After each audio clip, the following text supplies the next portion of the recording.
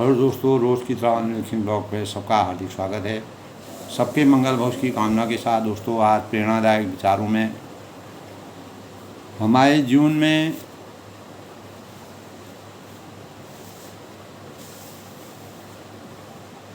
भगवान परमात्मा की कृपा और परमात्मा की दया और परमात्मा से स्नेह करने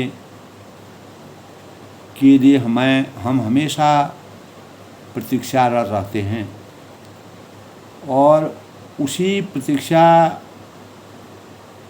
के फलस्वरूप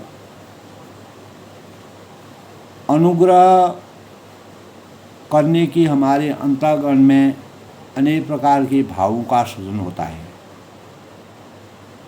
यानी हम परमात्मा में इतना विश्वास करते हैं, भरोसा रखते हैं और अपने जीवन को सार्थक बनाने के लिए परमात्मा के सानिध्य में जाने के भावों का संचार करते हैं।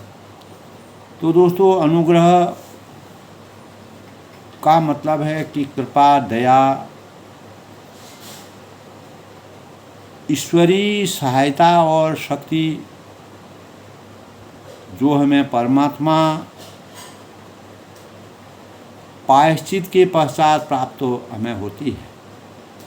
जब हम अनेक प्रकार के सांसारिक जीवन में जीवन यापन करते हुए जब हमें कहीं सुख और शांति की प्राप्ति नहीं होती है, किसी भी स्तर से हमें सुख और शांति की प्राप्ति नहीं होती है, हम अनेक कर्म बंधनों में बंधे रहते हैं। उन कर्म बंधनों के परिणाम स्वरूप उनके जब फल आते हैं, उनके जो रिजल्ट आते हैं, उनके जो परिणाम आते हैं, उन परिणामों में हम अपना भरण पोषण तो कर लेते हैं, लेकिन हमको वास्तविक जो जीवन जीना है वह हमें प्राप्त नहीं होता है।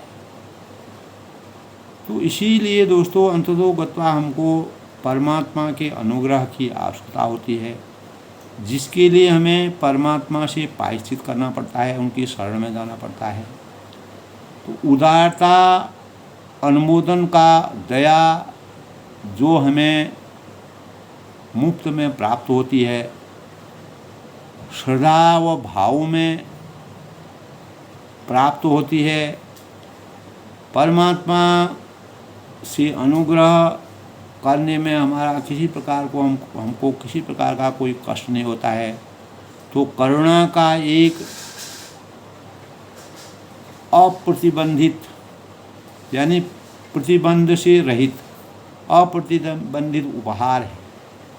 किसी प्रकार के प्रतिबंध की ज़रूरत नहीं है। हम कहीं पर भी, किसी भी दशा में, किसी भी हालत में, किसी भी परिस्थिति में, कहीं पर भी परमात्मा का अनुग्रह प्राप्त करने में सक्षम हो सकते हैं। मात्र आवश्यकता है हमें अपनी इच्छा शक्ति को जगाने की और ऐसे भावों की जब हमारी इच्छा शक्ति जगती है तो हमारे लिए वह इच्छा शक्ति उपहार का जैसा कार्य करती है, जिससे हम दूसरों को देने में भी समर्थवान होते हैं, अनेक लोक कल्याण के कार्यों को करने में समर्थवान होते हैं और अनुग्रह के जो परमात्मा से अनुग्रह करते हैं दोस्तों, वह पूर्वगामी होते हैं, न्यायोचित होते हैं और पवित्र करने वाले होते हैं।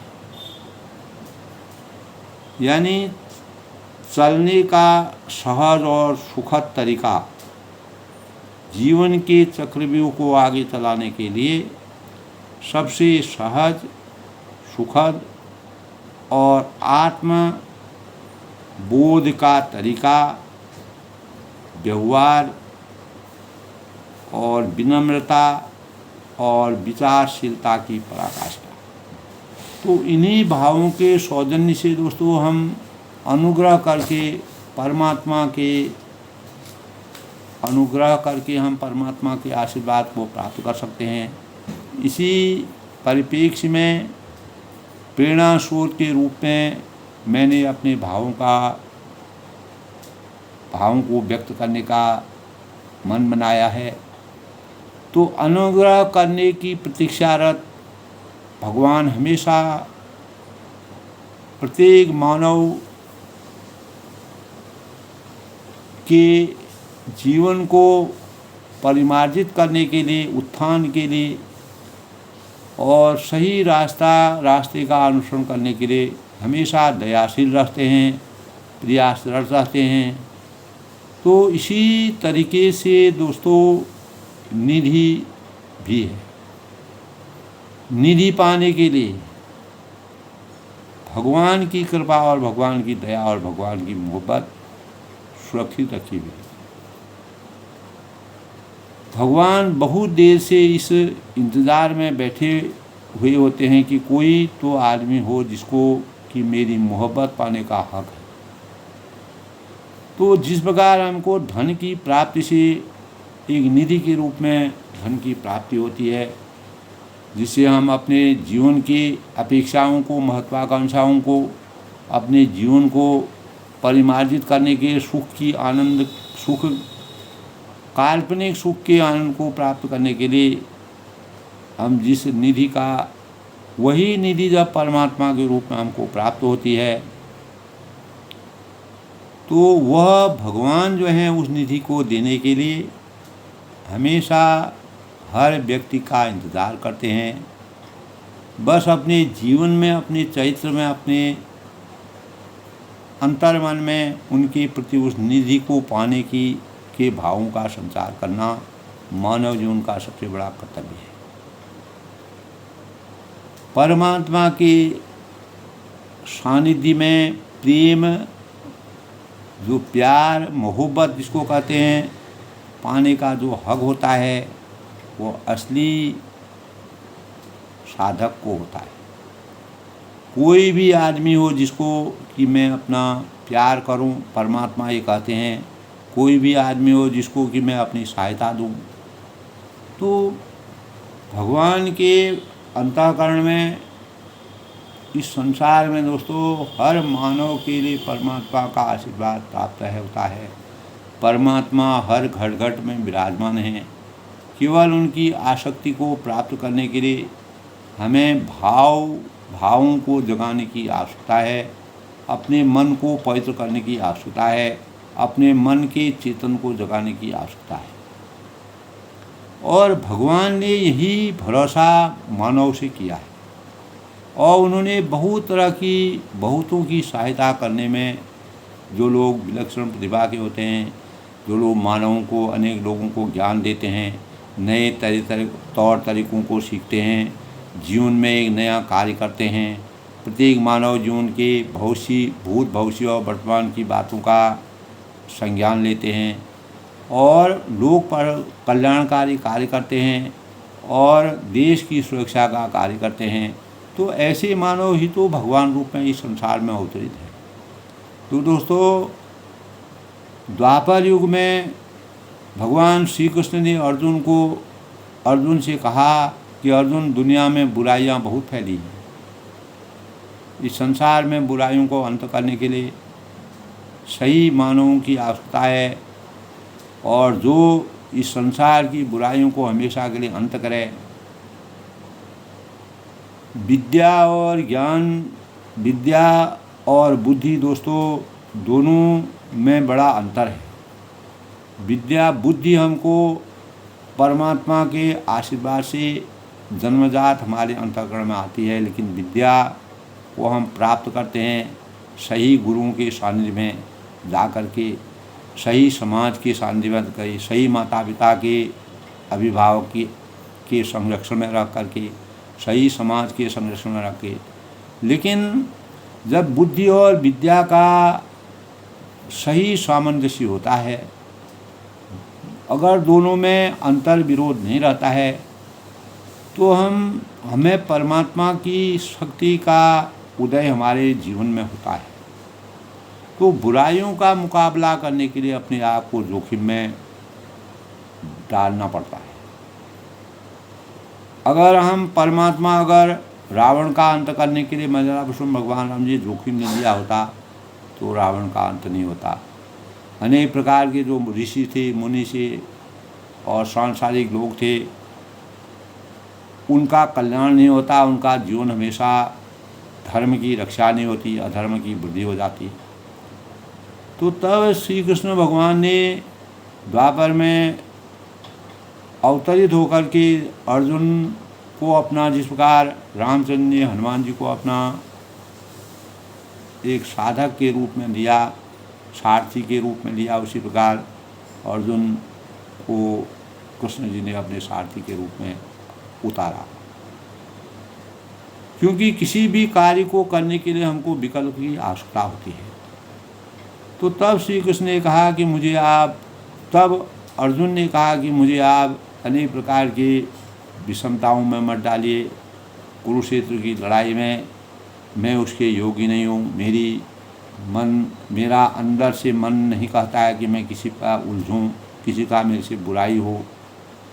तो दोस्तों, धर्म की स्थापना करने के लिए हमें बुराइयों के,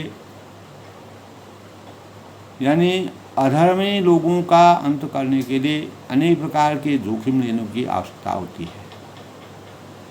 अगर लंका में जो है राक्षसों का अंत मर्यादा भगवान राम जी नहीं करते तो बुराइयों का इस संसार में वृद्धि होती, धर्म की कभी स्थापना नहीं होगी और अधर्म हमेशा बढ़ता रहता। तो आज भी दोस्तों कलिकाल में भी इसकी ज़रूरत है। अज्ञान रूपी अंधकार से ज्ञान रूपी प्रकाश की प्रकाशता में आने के लिए धर्म की रक्षा करना, धर्म के अनुसार चलना, नीति और मर्यादा के अनुसार चलना, मर्यादित रूप से अपने जीवन को बनाना, यह हमको दोस्तों सृष्टि के अनुपालक रामचंद्र जी के चरित्र से प्राप्त होती है, भगवान श्री कृष्ण के चरित्र से प्राप्त होती है। तब जब उन्होंने ऐसा कहा तो इस काम को आप किसी और को सौंप दीजिए, ऐसा अर्जुन ने कहा, और मुझे तो आप अपनी भक्ति दीजिए, मैं आपकी पूजा कर सकता हूँ, आपकी आराधना कर सकता हूँ। जो दुनिया में सबसे अच्छा काम है, भक्ति भाव में मैं डूबा रहूँगा। तो भक्ति की वास्तविक शक्ति को प्राप्त करने के लिए दोस्तों जोखिम लेने की आवश्यकता होती है। तो जब तक हम जोखिम लेंगे, जब हम धर्म की स्थापना नहीं करेंगे, अधर्म का हमेशा के समाप्त नहीं करेंगे, तब हम धर्म की सही स्थापना नहीं कर सकते हैं। तो पहले हमें जोखिम लेना पड़ेगा। तो इससे सुगम काम और कोई नहीं। तब अर्जुन जो है, अर्जुन ने इस प्रकार के भाव रखे, यह सबसे सस्ता और सबसे सरल काम है। कारोबार चलाना हो तो आपको अक्ल की ज़रूरत होती है। धागा टूटे और सूत खराब न हो जाए, कपड़ा खराब न हो जाए, बिक्री अच्छी हो तो तभी फ़ायदा मिलेगा। माला घुमानी हो तो खट खट खट घुमाते रहो, खटाखट। तो स्पीड का ध्यान रखना और खटखट माला घुमा दीजिए। सबसे सस्ता और सबसे सरल और सबसे हल्का काम है भगवान का। तो परमात्मा का ध्यान लगाना, परमात्मा की साधना करना, इसके लिए हमें किसी प्रकार के जोखिम की आवश्यकता नहीं है। हम परमात्मा के ध्यान को अनेक भावों से ऐसे सूचिता के साथ कर सकते हैं। तो अर्जुन ने कहा कि यह माला जैसा सस्ता काम दे दीजिए जिसको, यानी 56 लाख आदमी गंगा जी पर रहते हैं, उसमें रहते होंगे तो माला घुमाते रहते हैं, भगवान का स्मरण करते रहते हैं। आज तो करोड़ों लोग बैठे रहते हैं दोस्तों। बस यही काम मैं कर दूंगा, यही मेरे लायक है, मेरा काम भी बन जाएगा, परमात्मा का की भक्ति भी हो जाएगी। आप मुझे किसी प्रकार के झंझट और फसादों में न फंसाइए। तो भगवान श्री कृष्ण देव मानव रूप में अवतीर्ण होकर के अर्जुन की बातों को सुना। क्योंकि मैं जब भी दुनिया में अवतार लेता हूँ तब मेरे अवतार लेने के 2 उद्देश्य हैं। तब अर्जुन को भगवान श्री कृष्ण ने कहा कि मैं इस संसार में अवतरण तभी लेता हूँ जब आवश्यकता होती है।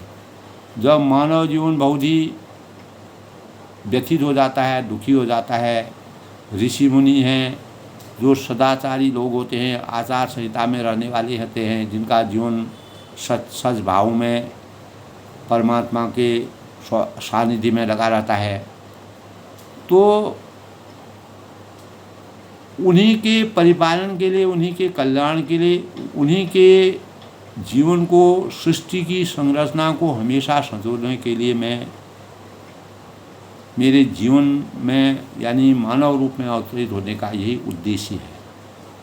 कोई मेरा निजी हित है, न मेरा कोई निजी स्वार्थ है। निष्काम भाव से, निस्वार्थ भाव से धर्म की स्थापना के लिए मैं इस संसार में, तो मेरा जो दो उद्देश्य है वो क्या है? पहला उद्देश्य मेरा है धर्म संस्थापनार्थाय, धर्म की रक्षा के लिए। दूसरा है परित्राणाय साधुनाम विनाशाय च दुष्कृताम, और धर्म की स्थापना और दुष्टों का विनाश करना। जो सही मार्ग पर कार्य कर रहे हैं, जो अपने जीवन को शुचिता के भाव कर रहे हैं, जो देश राष्ट्र के उत्थान के काम कर रहे हैं, मर्यादा को बनाने का काम करते हैं, लोक कल्याण का कार्य कर रहे हैं, उनके जीवन को कष्टों से बचाना, और जो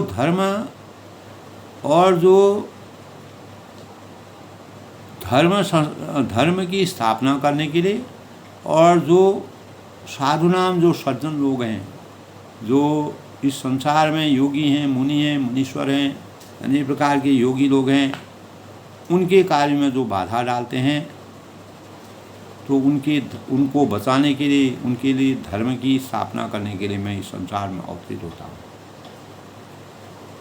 मैं कभी भी कहीं भी आऊँगा तो ये दो काम जो हैं के लिए स्वयं आऊँगा। दोस्तों, कभी कभी क्या होता है, आज कलिकाल में भी हम देखते हैं, जहाँ अधर्म होता है, अनीति होती है, अत्याचार होता है, तो प्रकृति भी अपना किसी न किसी रूप में परमात्मा का अवतार लेकर के अपना स्वरूप दिखाती है। अनेक प्रकार के कार्य ऐसे हो जाते हैं जो मानव कभी सोचता भी नहीं, वो भी हो जाता है। तो कहीं न कहीं हम अपने धर्म से विचलित हो रहे हैं, अपने रास्ते से विचलित हो रहे हैं। मानव समाज कहीं न कहीं अधर्म की तरफ अग्रसरित हो रहा है। तो दोस्तों, तभी भगवान श्री कृष्ण ने कहा था कि अगर मैं मनुष्य के भीतर कभी आऊँगा तो इन्हीं दो कामों के लिए मैं आऊँगा। जिस भी मनुष्य के जीवन में मैं, जिसकी अंतरात्मा में मैं, जिसके हृदय में अपना स्थान लूँगा, तो तीसरा कोई भी मकसद मेरा नहीं होगा। पहला काम मेरा है दोस्तों, यानी धर्म स्थापनार्थ, धर्म की स्थापना करना। दूसरा काम है जिनको सताया जाता है उनकी रक्षा करना, दुष्टों का अंत करने के लिए, और सज्जनों का उत्पत्ति करने के लिए। तो इन्हीं दो कामों के लिए मैं इस संसार में आऊँगा। इसके अलावा मेरा तीसरा काम कुछ भी नहीं है। जब मैं आऊँगा तो सभी को इस काम में मैं लगाऊंगा, और धर्म की ओर स्थापना करने के जो व्यक्ति अपने स्वार्थ को भुला दे और अपनी सारी शक्ति को समाप्त कर दे, खर्च कर दे, तो वह आदमी पाप, अन्याय और बुराइयों को दूर करने के लिए अपनी शक्तियाँ खर्च कर डाले। तो ऐसा तुम्हें भी करना चाहिए। तो यही कार्य तुमको भी करना चाहिए। अगर इस कार्य से तुमको करना पड़ेगा, ये जो है एक प्रकार का जोखिम है। तो अर्जुन ने भगवान की बात को मंजूर कर लिया। तब अर्जुन जो है, अर्जुन के जो ज्ञान रूपी दरवाज़ों के मार्ग थे वह खुल गए। जो अज्ञान रूपी पर्दा लगा था वो हमेशा के लिए समाप्त हो गया। और जब भगवान ने कहा कि जब मैं आऊँगा तो सभी को इस काम में लगा दूँगा, और धर्म की स्थापना करने के जो व्यक्ति अपने स्वार्थ को भुला देगा, अपनी सारी शक्ति को दे डालेगा, और पाप है, अन्याय है और बुराइयों को दूर करने के लिए अपनी शक्तियाँ अंतर मन से जो है, मन, वचन और कर्म से उस कार्य में लग जाएगा। तो यही कार्य तुमको भी करना है। तब तुम मेरे सही साधक हो सकते हो, सही सारथी हो सकते हो। यही सही सारथी की परिभाषा है। तो अर्जुन को यह बात मंजूर हो गई। तो भगवान श्री कृष्ण ने कहा कि अपना गांडी उठाओ और तीर चलाओ, बाकी सब काम मैं कर लूँगा। क्योंकि अर्जुन परमात्मा किसी न किसी को एक सहारे के रूप में लेना चाहते थे, सारथी के रूप में कार्य करना चाहते थे। क्योंकि किसी के यानी एक सारथी के रूप में वह काम करना चाहते थे। तो मैं थक गया तो श्री कृष्ण ने कहा कि तुझे थकने मैं दूंगा ही नहीं। तो अर्जुन के अंतःकरण में अनेक प्रकार की बातें आ रही थी। धर्म, यहाँ मित्रता की बात आ रही थी, सब अपने सगे संबंधियों की याद आ रही थी। तो अर्जुन ने अंततोगत्वा कहा कि मैं जब रास्ता भूल गया तब उन्होंने भगवान ने कहा कि मैं तुझे घोड़े पर चलाऊँगा। भगवान आगे आगे रथ चलाते हुए चले गए और अर्जुन गांडी तीर चलाता हुआ चला गया। तो इस प्रकार से अपने काम को कटिबद्ध करते हुए अर्जुन ने भगवान को सहायता करने के अधिकारी के रूप में, एक विकल्प के रूप में कार्य किया। तो परमात्मा को विकल्प की आवश्यकता होती है। मर्यादा पुरुषोत्तम भगवान राम जी ने भी 14 साल तक वह वनवास में रहे, तो उन्होंने किसी न किसी स्वरूप में एक विकल्प को ढूंढा। बिना विकल्प के कार्यों की संरचना नहीं हो सकती है। क्योंकि यह तो पुराने ज़माने की बात है। यानी मैं थक जाऊंगा तो श्री कृष्ण ने कहा कि तुझे थकने नहीं दूंगा। अर्जुन ने कहा मैं रास्ता भूल गया तब तुम क्या करोगे? तो उन्होंने कहा तुम घोड़े में चलोगे, मेरा आशीर्वाद तुम पर रहेगा।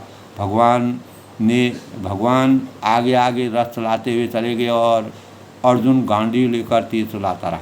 तो गांडी चलाने वाले अर्जुन जो भी भगवान का काम करने को कटिबद्ध हुए, यानी उनको भी धर्म की रक्षा करने के लिए उन्होंने भी अपने स्वयं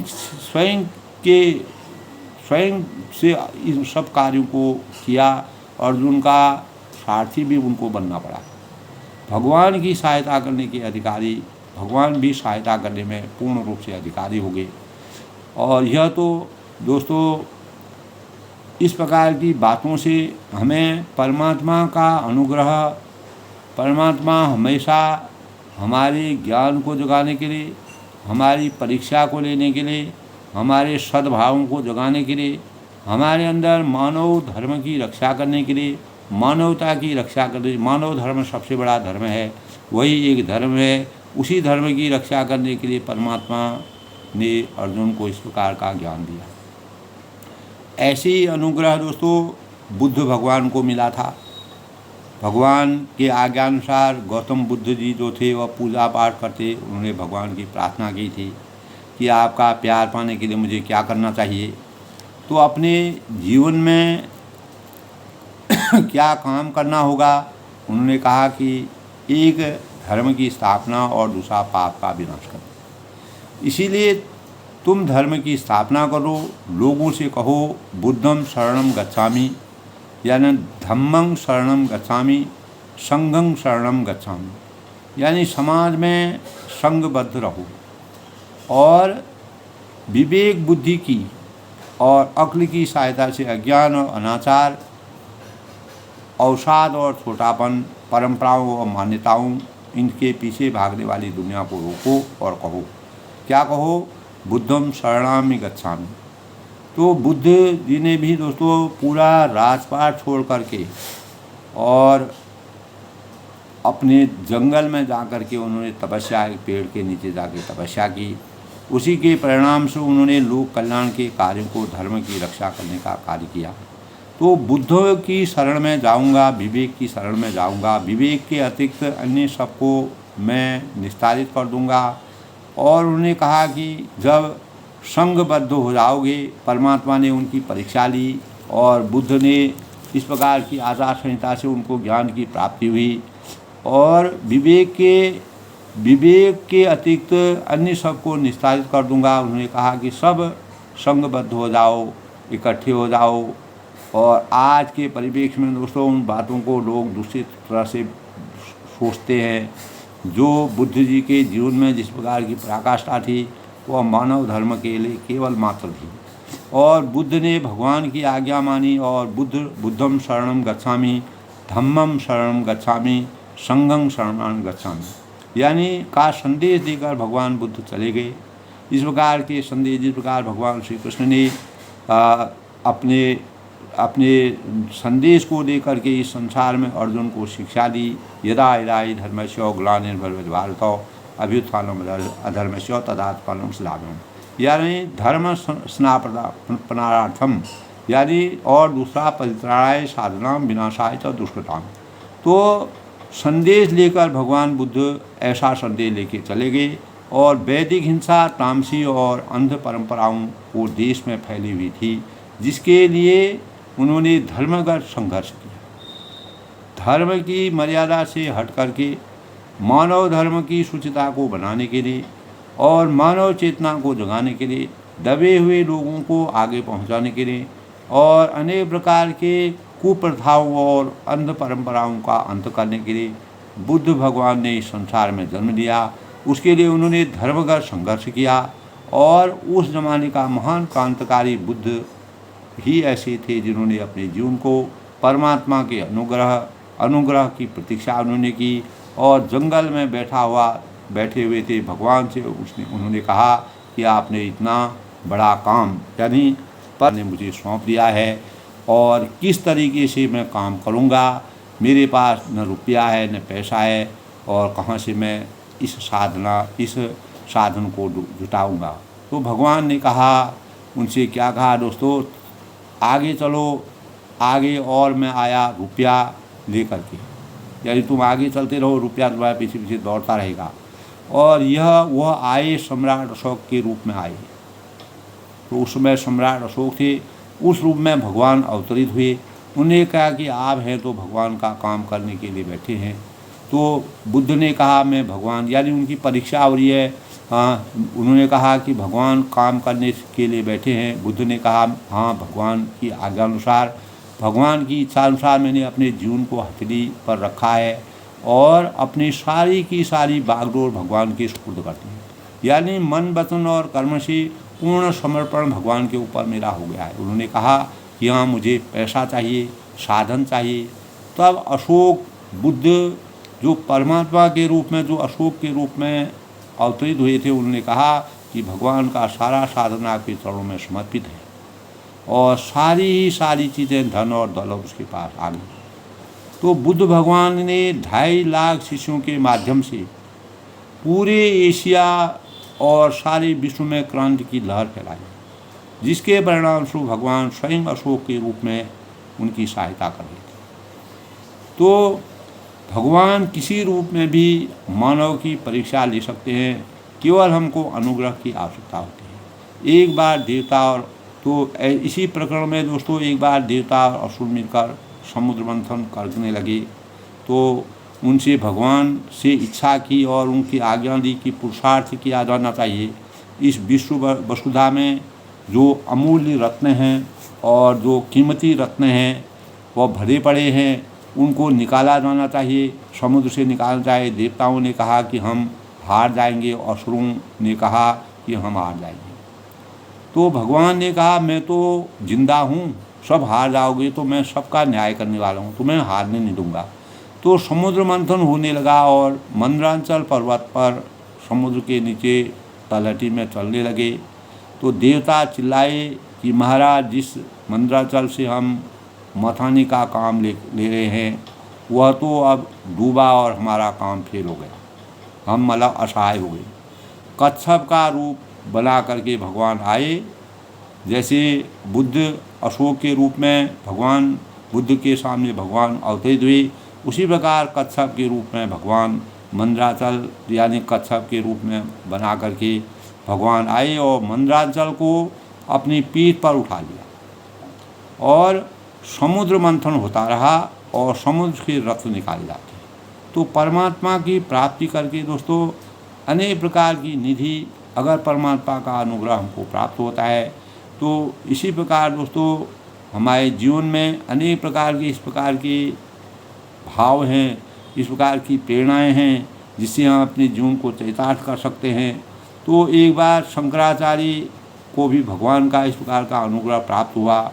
शंकराचार्य भगवान का कार्य करने के लिए रवाना हुई और उनकी दिग्विजय की यात्रा बाधित हो गई और वे बीमार हो गए। और शंकराचार्य ने कहा कि भगवान मैं बीमार हो गया हूँ, मैं 22 साल का लड़का हूँ और देखिए मुझे यानी भगंदर का फोड़ा है और वह मैं बहुत छोटा हूँ और बीमार हूँ, तो आपका काम कैसे करूँगा? जो कार्य आपने मुझे दिया है वह अनुग्रह मैं कैसे करूँगा? तो सम्राट मानधाता उनके पास आए। उन्होंने कहा कि शंकराचार्य आप दिग्विजय करने के लिए विश्व में जा रहे हैं। उन्होंने कहा कि हाँ जा रहा हूँ। तब राजा ने कहा कि आप मेरी सेना ले जाइए और मेरा रथ ले जाइए और सैनिक ले जाइए। सभी प्रकार की सहायता परमात्मा की कृपा से उनको प्राप्त हुई। तो आपसे शास्त्रार्थ में जो कोई मुकाबला करे तो ज्ञान से आपका मुकाबला करे तो आप कीजिए, और बल से मुकाबला करे तो ताकत से धमकाइए, और सेना से अगर सेना उसकी अक्ल ठिकाने लगा देंगे। तो राजा मानधाता की करोड़ों की सेना और बड़ा खजाना आ गया और शंकराचार्य की मदद के लिए।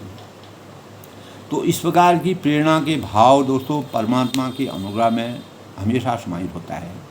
तो इसी प्रकार दोस्तों गांधी जी की बात भी हमने एक जगह पढ़ी थी कि अभी अभी की बात है, भगवान की सहायता मनुष्य के ऊपर बरसती हुई चली गई है और चली जाती रहेगी। जापान में एक छोटा सा बच्चा था और उसके मन में आया कि कमाने खाने को सभी हैं, भगवान सुखी रहने की तमन्ना तो सभी के जी में देते हैं, मुझे LDC UDC बनने की अपेक्षा कुछ बेहतरीन काम करने को चाहिए। तो इस प्रकार के भाव जो है महात्मा पर मनुष्य का जीवन कुछ बेहतरीन कामों के लिए मिला है, यानी मानव जीवन में हमको कोई ना कोई सार्थक कार्य करने चाहिए, इसलिए मुझे उनके कामों की अपनी ज़िंदगी में लगा देना चाहिए। तो जापान में तब गांधी जी ने कागावा के जी में एक बात आई कि जिस तरह से महात्मा गांधी की तस्वीरें अपने यहाँ हर जगह रहती हैं, सभी महात्मा गांधी की जय बोलते हैं, सारा का सारा जापान एक आदमी की जय बोलता है और उस आदमी का नाम है कागावा। तो एक छोटा सा विद्यार्थी जिसके माँ बाप नहीं थे, मर चुके थे, तो अकेला बच्चा रह गया। वह क्या करना चाहिए? हमारे आपके जैसा आदमी होता तो यह ख्याल करता उसको देखता भालता, तब वह ऐसे ख्वाब अपने अंतःकरण में देखता है, ब्याह कर लेना चाहिए, बच्चे को पैदा करना चाहिए, नौकरी करनी चाहिए, ये सब इच्छाएं उसके अंतःकरण में आती हैं। तो इच्छा उसके अंतःकरण में घर करना चाहिए, सिनेमा देखना चाहिए, बीवी के लिए अनेक प्रकार के सुसज्जित आभूषण खरीदने चाहिए। तो ख्वाहिशों में सारी ज़िंदगी खत्म हो जाती है। तो दोस्तों अगर हमारे आपके जैसा हमारे आज के परिवेश के अनुसार अगर व्यक्ति होंगे तो जापान का गांधी कागावा होता तो, पर कागावा की तमन्ना हुई थी जो आध्यात्मिक मनुष्य की होनी चाहिए। तो उन्होंने कहा कि मुझे जापान की सेवा करने के लिए भगवान ने भेजा है और मैं सेवा करूंगा। वह गांव गया, हर जगह गया, कस्बे में गया, मोहल्ले में गया, हर मोहल्ले गया, जहाँ कहीं भी गंदगी देखता था वहाँ कहीं गलत यानी कोड़ियों को देखता था जो शरीर से कमज़ोर होते थे, गंदे लोगों को देखता था, जहाँ शराबी देखते थे, गरीबी देखते थे, अज्ञान से भरे हुए थे, गंदे लोग रहते थे, रोज़ खून खराबा वहाँ पर होता था, गाली गलौज होता था, बुराइयाँ का एक नरक के समान जीवन जी रहे थे। तो जापान में गांधी कागावा वहाँ गए। तब जो गांधी कागावा वहाँ पर गए और उस मोहल्ले में अपनी झोपड़ी बना ली और उन्हीं दरिद्र लोगों के बीच वह हमेशा के लिए रहने लगे। तो उनको जीवन में अनेक प्रकार के अनुग्रह, परमात्मा का जब अनुग्रह होता है तो मानवता के अंतःकरण में अगर आगे बढ़ने की उत्कंठा होती है, लोक कल्याण की भावना होती है, परमात्मा का हमारे लिए अनुग्रह हमेशा व्याप्त रहता है। हमारी इच्छा शक्ति, हमारी भावनाएं उजागर होनी चाहिए। प्रत्येक जो भावी नागरिक हैं उनके अंतःकरण में अगर किसी भी कार्य को करने की उत्कंठा है, मन वचन और कर्म से वह अपने कार्य में उद्यत रहेंगे तो परमात्मा का अनुग्रह उन पर हमेशा विद्यमान होगा। अगर हम सच्चे मन वचन और कर्म से अपने कार्यों को आगे बढ़ाने में समर्थवान होंगे, निष्ठापूर्वक और कर्तव्यशीलता के साथ कार्यों को आगे को बढ़ाएंगे, तो बुद्ध भगवान ने तो अपना पूरा राजकाज छोड़ करके मानव जीवन के लिए संकल्पित कर दिया था। तो इस प्रकार की प्रेरणा हमारे जीवन में परमात्मा का अनुग्रह, परमात्मा का सानिध्य हमको तब मिलता है जब हम उनके आशीर्वाद को प्राप्त करते हैं। मानव जीवन के कल्याण की भाव हमारे अंतर होती है, शुचिता के भावों का संचार होता है, लोक कल्याण के भाव होते हैं। भगवान श्री कृष्ण ने भी धर्म की स्थापना के लिए और जिनको असहाय लोगों के उत्थान के लिए अपने जीवन को इस संसार में अवतरित करके अनेक प्रकार की शुद्धता के भावों का संचार किया। प्रेरणा स्रोत के रूप में दोस्तों ऐसे मनुष्यों के इस प्रकार के व्यक्तित्व की प्रेरणाओं को हमें अपने जीवन का आधार बना के अपने जीवन को चरितार्थ करना चाहिए। भावी नागरिकों को अनेक प्रकार की इस प्रकार की जीवनियों से अपने जीवन में प्रेरणा लेनी चाहिए और अपने जीवन को आगे बढ़ाने में निश्चित ही है दोस्तों परमात्मा का सानिध्य हमको प्राप्त होता है। हम कहीं न कहीं हमारी परीक्षा लेकर के भगवान हमको किसी न किसी रूप में हमारा उद्धार कर सकते हैं। बस हमको लगन और हमारी इच्छा शक्ति कोई जागृति होनी चाहिए, तभी हमारा कल्याण हो सकता है, तभी मानव जीवन मानवता के सही भावों का संचार करने में समर्थवान हो सकता है। अपनी वाणी को विराम देते हुए सबके मंगल भविष्य की कामना करते हैं।